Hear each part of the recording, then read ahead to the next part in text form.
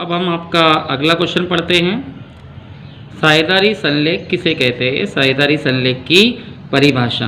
देखिए, मैंने आपको बताया था साझेदारी व्यापार जब चालू होता है तो दो या दो से ज़्यादा लोग मिलकर आपस में एक बिजनेस चालू करते हैं, एक व्यापार चालू करते हैं और उसके लाभ और हानि को आपस में बांटने के लिए तैयार रहते हैं। तो उनके बीच में एक अनुबंध होता है, एक कॉन्ट्रैक्ट होता है, एक समझौता होता है। उस समझौते को साझेदारी समझौता कहते हैं, जिसके आधार पर उनका व्यापार आगे बढ़ता है। तो आज हम उसी के बारे में पढ़ने जा रहे हैं, साझेदारी संलेख की परिभाषा। पिछले वीडियो में हम लोगों ने साझेदारी किसे कहते हैं, साझेदारी का जन्म कैसे होता है, साझेदारी की विशेषता क्या क्या होती है और फर्म में साझेदार कौन कौन होते हैं, ये 4 क्वेश्चन पढ़े थे। इस वीडियो में कोशिश करेंगे हम 4 क्वेश्चन कवर करने की, ठीक है। तो यह है साझेदारी संलेख फर्म के साझेदारों द्वारा किया गया समझौता है।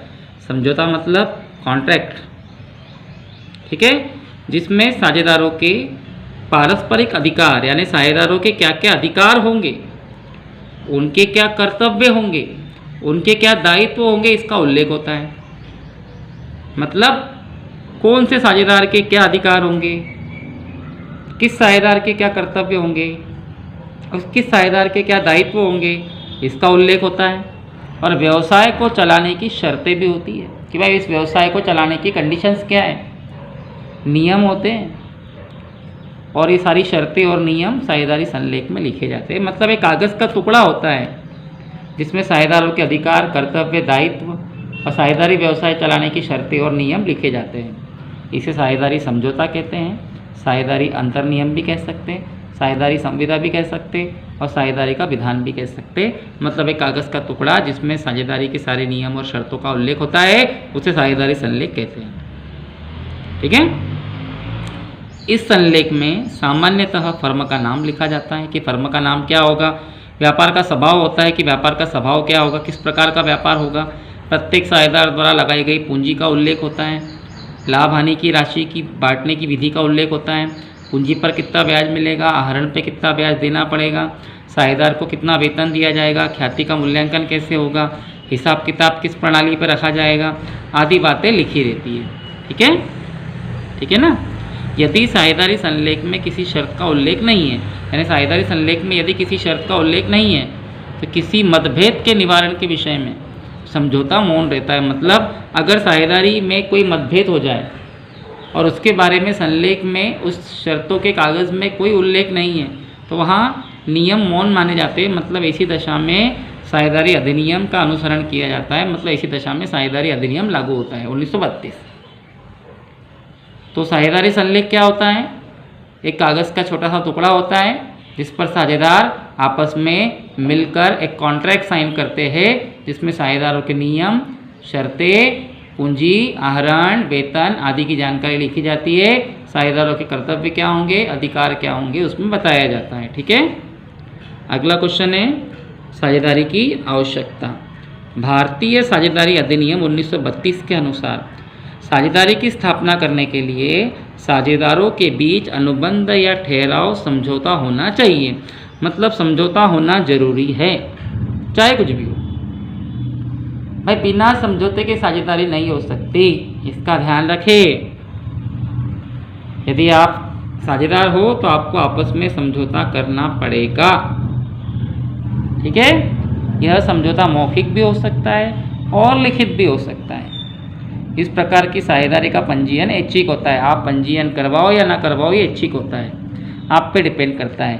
परंतु व्यापार की भलाई के लिए और कार्य को सुचारू रूप से संचालित करने के लिए, यानी अगर आपका व्यापार अच्छे से चले, कोई दिक्कत ना हो, तो यह आवश्यक है और उचित होगा कि ये समझौता लिखित हो। भाई कोई भी चीज़ लिखित में अगर हो जाए तो अच्छा रहेगा ना।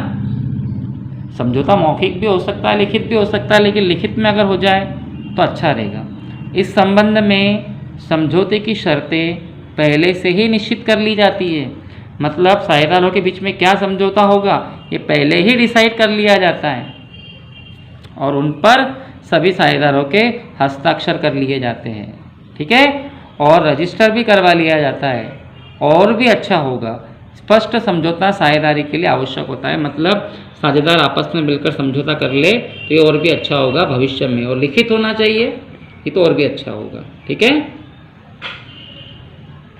आगे साझेदारी संलेख की आवश्यकताओं को निम्न बिंदु से जाना जा सकता है। मतलब साझेदारी संलेख आवश्यक क्यों होता है ये बताया गया है। भविष्य में आपसी मतभेद के निवारण के लिए समझौते का होना आवश्यक है। मतलब साझेदारों के बीच में अगर कोई मतभेद हो जाए इन फ्यूचर भविष्य में, तो उसके निवारण के लिए साझेदारी समझौता होना आवश्यक है। इसकी सहायता से भविष्य में व्यापार में होने वाले मतभेद और झगड़ों को आसानी से निपटाया जा सकता है। जैसे दो या दो से अधिक पार्टनरों के बीच झगड़ा हो गया, फसाद हो गया, एक दूसरे की वो सुन नहीं रहे, ऐसी कंडीशन में उस समझौते को सामने रखा जाता है कि देखो भाई समझौते में ये शर्त थी और इसका सबको पालन करना पड़ेगा, तो वो झगड़ा, वो फसाद, वो मतभेद वही समाप्त हो जाता है। ठीक है, इसके अनुसार प्रत्येक साझेदार के पारस्परिक अधिकारों और कर्तव्यों की सीमा पहले ही निश्चित हो जाती है। यानी किस साझेदार के क्या कर्तव्य होंगे और किस साझेदार के क्या अधिकार होंगे ये पहले ही डिसाइड हो जाता है। ठीक है, और इसके अतिरिक्त फर्म के कार्य संचालन की व्यवस्था भी सुगम हो जाती है। मतलब फर्म में कार्य आसानी से चलते रहते हैं। ठीक है, अब हम सबसे इम्पोर्टेंट क्वेश्चन करने जा रहे हैं कि साझेदारी संलेख की मुख्य बातें क्या होती है। मतलब ये जो आपका कागज़ का टुकड़ा होता है उसमें मुख्य बातें क्या क्या हो सकती है। ठीक है, साझेदारी संलेख में क्या लिखा जाता है, यह फर्म की प्रकृति और साझेदारों के बीच तय की हुई शर्तों पर निर्भर करता है। मतलब साझेदारों के बीच क्या समझौता हुआ है, उस समझौते के आधार पर ही सारी चीज़ें साझेदारी संलेख में लिखी जाती है। ठीक है, साझेदार अपने व्यापार को अच्छे प्रकार से चलाने के लिए इस समझौते की निम्नलिखित बातों का उल्लेख करते हैं। मतलब उस कागज़ के टुकड़े में क्या क्या लिखा होता है इसके बारे में आपको जानकारी दी गई है। तो सबसे पहले फर्म का नाम और पता। मैं आपको साझेदारी संलेख की कोई 10 या 12 बातें बताऊंगा, वैसे तो पूरी 22-23 बातें उसमें लिखी हुई है, शॉर्टकट में आपको 10 बातें बताऊंगा। सर्वप्रथम संलेख में फर्म का नाम लिखा जाता है कि भाई जो व्यापार चालू किया गया है उसका नाम क्या है। साझेदार अपनी फर्म का जो चाहे नाम रख सकते हैं, कुछ भी नाम रख सकते हैं, किंतु ऐसा नाम नहीं होना चाहिए जो किसी अन्य फर्म से मिलता जुलता हो। किसी और फर्म से मिलता जुलता नाम हो तो नहीं चलेगा। ठीक है, वरना आप पे तो कार्रवाई हो जाएगी भैया। तथा उसका नाम से किसी को धोखा नहीं होना चाहिए, और फर्म के नाम के साथ कोई ऐसा शब्द भी नहीं होना चाहिए जिससे केंद्र की और राज्य की सरकार का समर्थन हो। मतलब आपको किसी राजनीतिक पक्ष का नाम नहीं लेना है और किसी और फर्म का नाम नहीं लेते हुए अपनी फर्म का एक अच्छा सा नाम रखना है। तो साझेदारी संलेख में इस बात का ध्यान रखा जाता है। सबसे पहला मुद्दा तो ये आता है। नंबर 2, व्यापार का क्षेत्र और स्वरूप, कि भाई फर्म किन वस्तुओं का व्यापार करेगी, कहाँ कहाँ करेगी, इसका उल्लेख साझेदारी संलेख में किया जाता है कि भाई फर्म का व्यापार कैसा होगा, कहाँ व्यापार किया जाएगा, किस चीज़ का किया जाएगा, क्या क्षेत्र होगा। ठीक है, इसका क्षेत्र क्या होगा, वह व्यापार स्थानीय होगा मतलब अपने शहर में, राज्यीय होगा मतलब अपने राज्य में, अंतर्राज्यीय होगा मतलब राज्य के बाहर, या अंतर्राष्ट्रीय होगा यानी देश के बाहर। इसका उल्लेख का संलेख में साफ साफ रूप से कर दिया जाता है। फिर साझेदारों के नाम और पते। साझेदारी संलेख में फर्म के सभी साझेदारों के नाम और पूरे पते स्पष्ट रूप से लिखे जाते हैं। कौन सा साझेदार कहाँ रहता है, उसका नाम क्या है, पता क्या है, सब रहता है इसमें। उसके बाद साझेदारी की अवधि और प्रारंभ। साझेदारी संलेख में इस बात का उल्लेख होता है कि फर्म किस तिथि से कितनी अवधि तक के लिए बनाई गई है, मतलब शुरू कब हो रही है और कब तक के लिए बनाई गई है। इसकी निश्चित अवधि के अभाव में साझेदारी इच्छा अनुसार कभी भी भंग की जा सकती है। यदि संलेख में साझेदारी की अवधि के बारे में जानकारी नहीं है तो साझेदारी कभी भी भंग की जा सकती है। ठीक है, साझेदारों के कर्तव्य और अधिकार। समस्त साझेदारों के क्या क्या कर्तव्य होंगे, क्या क्या अधिकार होंगे, इसका उल्लेख संलेख में किया जाता है। मतलब साफ साफ लिख दिया जाता है कि क्या कर्तव्य और क्या अधिकार होंगे। जिससे साझेदार के कर्तव्य और अधिकारों का ज्ञान हो सके। यानी उस कागज़ के टुकड़े में ये सारी बातें साफ साफ लिख दी जाती कि किसका क्या कर्तव्य होगा और किसका क्या अधिकार होगा। ठीक है।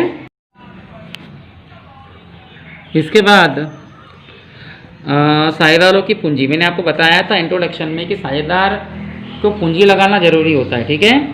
कौन सा साझेदार कितनी पूंजी लगाएगा और उसे उस पर कितना ब्याज दिया जाएगा, इसका स्पष्टीकरण संलेख में होना चाहिए।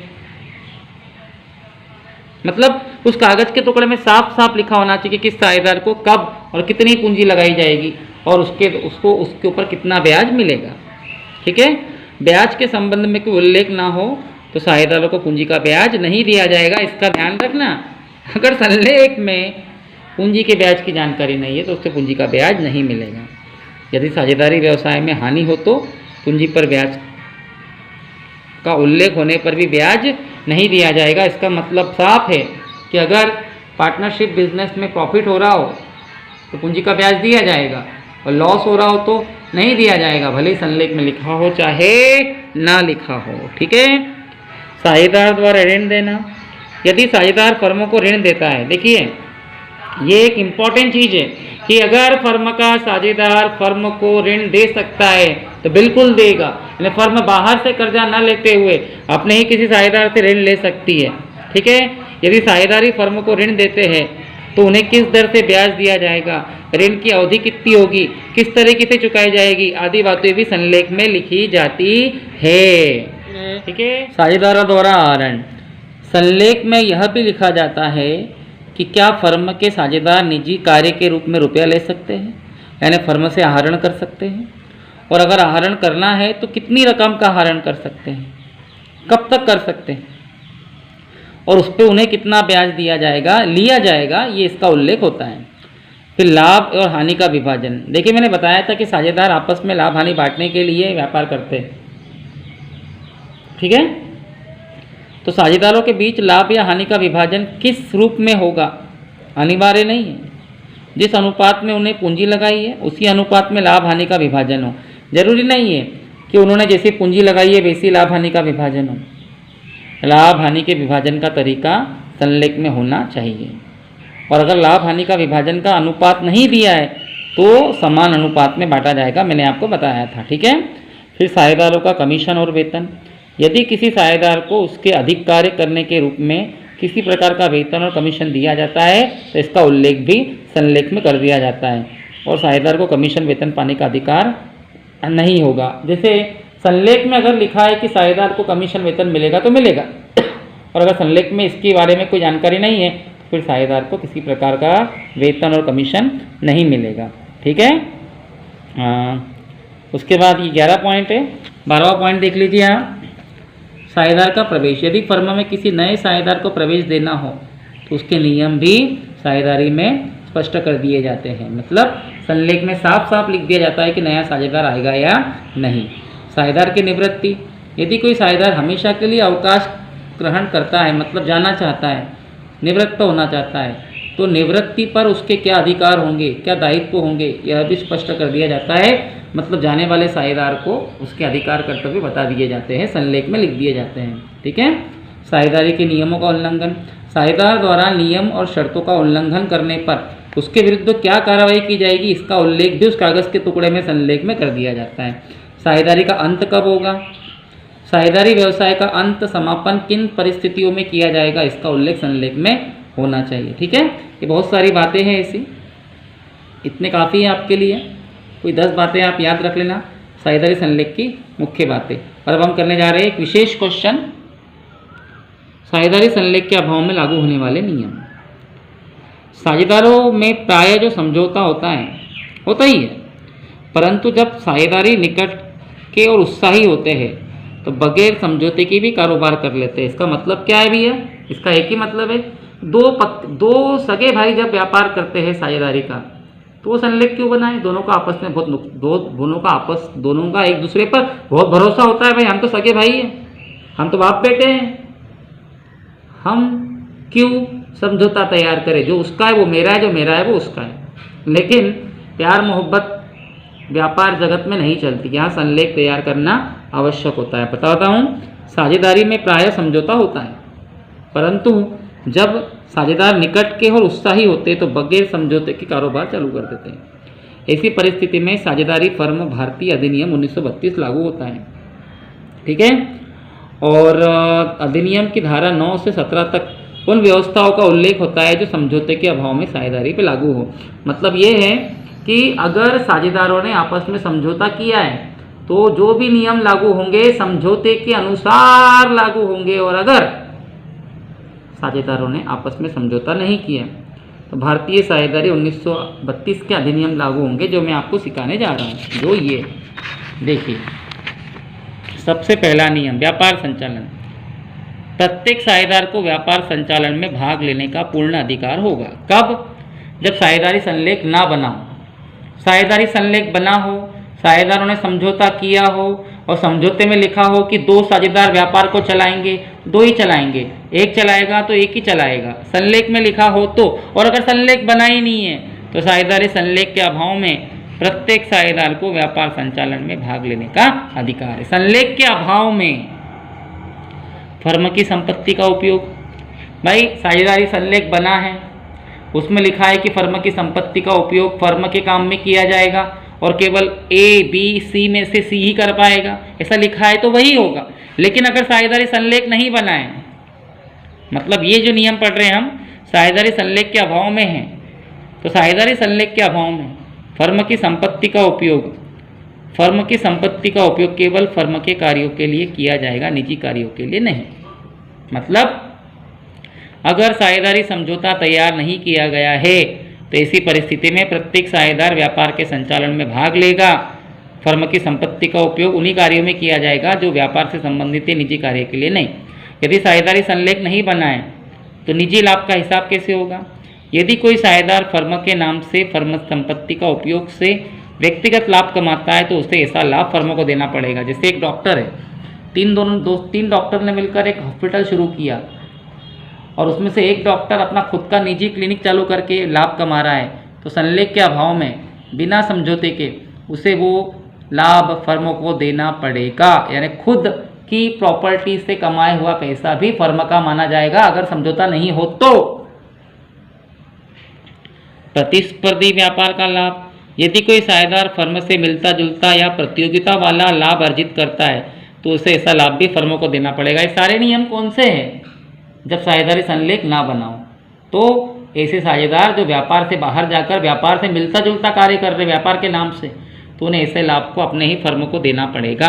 क्षतिपूर्ति पाने का अधिकार, यदि कोई साझेदार फर्म को हानि या संकट से बचाने के लिए अपने पास से खर्चा करता है तो उसे यह रकम प्राप्त करने का अधिकार है। जैसे मान लो किसी साझेदार ने अपने पास से कोई खर्चा करके फर्म को नुकसान से बचाया है, बाद में फर्म से उसे पैसा मिलेगा। लापरवाही के लिए क्षतिपूर्ति, यदि साझेदार लापरवाही या जानबूझकर फर्म को हानि पहुंचाता है तो ऐसी स्थिति में वह फर्म के कार्य के प्रति उत्तरदायी होगा, उसे नुकसान भरना पड़ेगा। साझेदार का प्रवेश, यदि साझेदारी संलेख नहीं बना है तो नए साझेदार का फर्म में प्रवेश सर्वसम्मति से होगा। सभी साझेदार आपस में मिलकर सहमति जताएंगे तब वो आएगा। साझेदार का अवकाश लेने वाले साझेदार को अपनी रकम पाने का अधिकार होगा। ठीक है, मतलब अगर कोई साझेदार व्यापार छोड़ के जाता है तो उसको 6% ब्याज सहित उसकी रकम पाने का अधिकार होगा। ठीक है, इस प्रकार से कई प्रकार के हैं फर्म में परिवर्तन। यदि फर्म के संगठन और बनावट में किसी प्रकार का परिवर्तन किया जाए तो नई फर्म के साझेदारों के अधिकार पूर्ववत होंगे। मतलब यदि फर्म में कोई नया बदलाव किया जाए तो साझेदारों के अधिकार करते वही रहेंगे जो पहले तय किए गए हैं। ठीक है, और पुस्तकों का निरीक्षण, प्रत्येक साझेदार को फर्म की लेखा पुस्तकें निरीक्षण करने का और उनकी प्रतिलिपि यानी फोटोकॉपी लेने का अधिकार हो सकता है यदि साझेदारी संलेख ना बना हो तो। इसके अलावा और भी है, सबसे इम्पोर्टेंट है लाभ हानि का वितरण। देखिए मैंने आपको बताया था कि फर्म के साझेदारों में लाभ हानि अनुपात में बांटी जाएगी, लेकिन अगर समझौता ना बना हो तो साझेदारी फर्म में होने वाले लाभ का विभाजन सभी साझेदारों में समान रूप से होगा। पूंजी का ब्याज, यदि समझौता बना है तो पूंजी का ब्याज समझौते के हिसाब से दिया जाएगा, और यदि समझौता नहीं बना है तो साझेदारी फर्म में किसी प्रकार से लगाई गई पूंजी पर कोई ब्याज नहीं दिया जाएगा। आहरण का ब्याज, समझौते के अंतर्गत आहरण का ब्याज उतना ही लिया जाएगा जितना समझौते में है, और अगर समझौता नहीं है तो आहरण का ब्याज बिल्कुल भी नहीं लिया जाएगा। ठीक है। ऋण का ब्याज, यदि कोई साझेदार निश्चित पूंजी के अलावा, देखिए उसने जो पूंजी लगाई है उसके अलावा व्यापार में अतिरिक्त पूंजी लगाता है, अर्थात व्यापार को ऋण देता है, तो ऐसे ऋण पर उसे 6% वार्षिक यानी साल भर का ब्याज दिया जाएगा समय के हिसाब से, समझौता नहीं है तो भी। वेतन और पारिश्रमिक, साझेदारों को वेतन और पारिश्रमिक समझौते के अंतर्गत दिया जाता है। समझौते में जितना कहा गया है, जिसे कहा गया है उससे, बट अगर समझौता नहीं है तो प्रत्येक साझेदार को फर्म के कार्य में सक्रिय रूप से भाग लेने का अधिकार है, परंतु कार्य संचालन के लिए वह किसी प्रकार का वेतन, कमीशन या कोई प्रतिफल प्राप्त नहीं कर सकता अगर समझौता नहीं है तो। ठीक है।